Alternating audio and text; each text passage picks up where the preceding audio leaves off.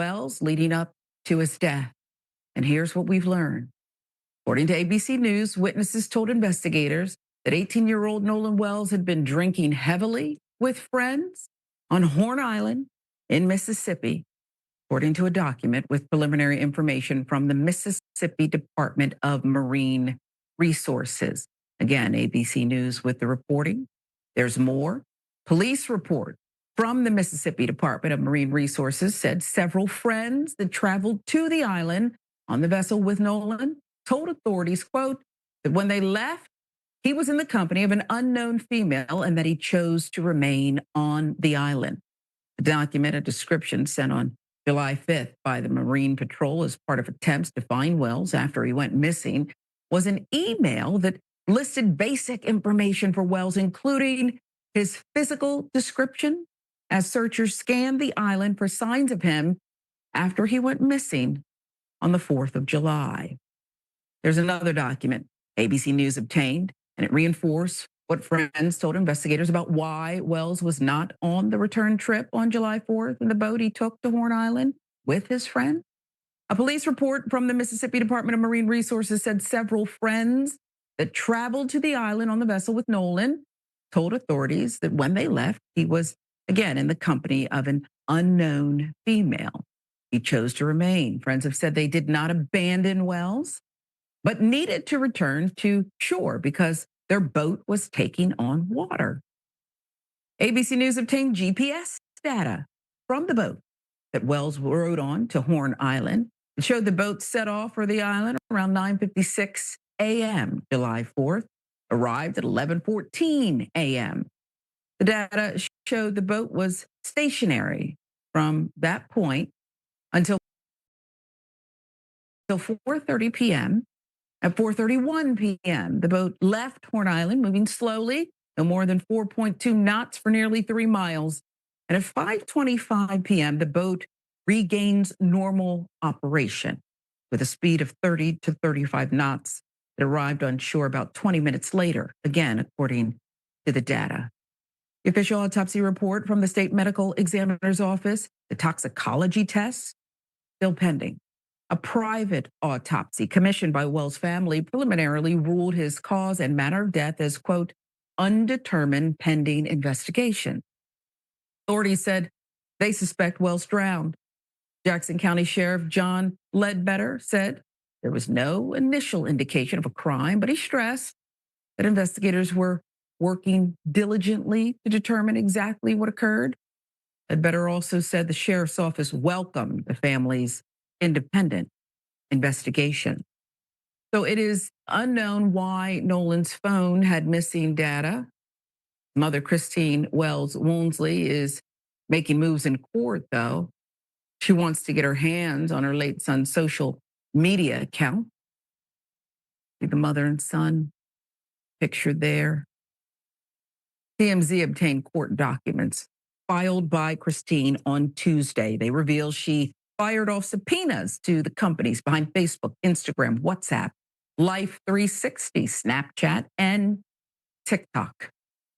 During the search, Christine used Life 360 to track Nolan's phone and compared the location history between Snapchat and the tracking app, but found that the data did not match. The subpoenas request the social media companies turn over all materials and information related to Nolan's account. And those subpoenas also request all IP addresses tied to friend events on the account, information that identifies or may be used to identify any party messaging in a conversation with the account, all posts, stories, chats, messages, DMs, all photos, video recordings, contents, text files, GPS data, friend list history, other information stored. So that is a comprehensive list. That is a mother backed by counsel who is not leaving any stone unturned. She wants to know about his final conversations. She wants to know if somebody tampered with any of it, if somebody had access to any of it, if it changed, if there are things that were said that they don't yet know that are pertinent to this investigation and the death of her son. She wants all of it. That's not a problem. If you're a desperate mother who has lost her son and the information's not quite adding up,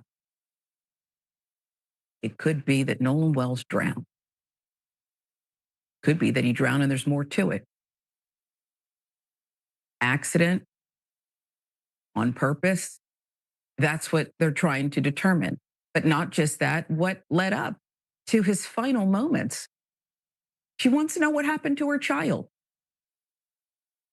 And the GPS and witness accounts and everything else all has to go into, well, we'll call it a data dump.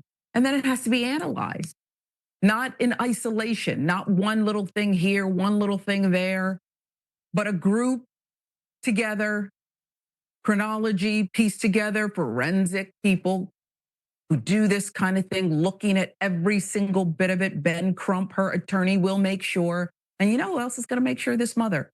I wouldn't drop it. And she's not going to drop it. That's your update on Nolan Wells today. Be sure there are much more that'll come in the coming days. This show of record will have all of them every step of the way, as there is just increased public scrutiny, public interest in this, and so much more to learn here, including those toxicology reports. Doesn't automatically mean that if he was drinking, he was drunk and therefore drowned. Doesn't automatically indicate until we have them that he was even drinking or that he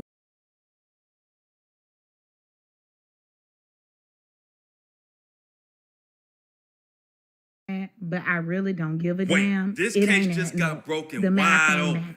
After you watch this video, ain't no denying what these boys did to Nolan Wells. Check this out. Between this boat, the rescue call, and the interview Warren did with Officer Tatum, Uncle Tom Tatum, it's over with.